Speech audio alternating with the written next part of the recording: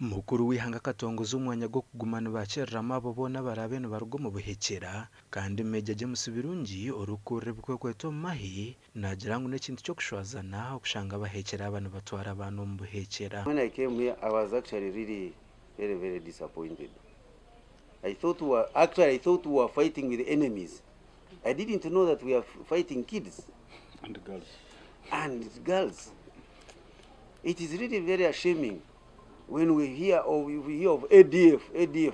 Only to realize when you encounter a force, you find you are only fighting with kids, and actually kids who don't know even why they are fighting. Meja birungi nagira ngo hata abana bato nibo barukushanga umurtaro barukurwana. I've seen these young ladies who actually turned into wives, at the same time porters, but also a source of manufacture at what? Because they are not actually wives. They are a source of manufacture, a recruitment center. Produce as many as you can so that we can have soldiers. Is that one a wife? It's a factor.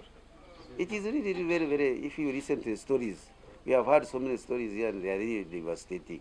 Christopher Chibanzanga coordinator hanshonga y'ubusinge hamwe n'ibyo kwerinda habwo umwanya gwatibwe hongo gwacerurwemo bahekera nagira ngo gubire muce. Require rehabilitation. These younger people require education. These younger people require medical facilities. And at the same time, reintegration becomes a challenge because the ADF and the human trafficking is still alive and well in the country.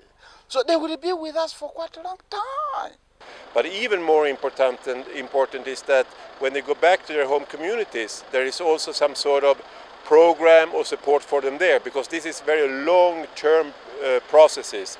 Aha bahekerana n'abatana bari mu mwanya ugu abantu batanu nibo bari higura imyaka 18 abandi bona n'abana bato gashakwa Gilbert Muhanguzi.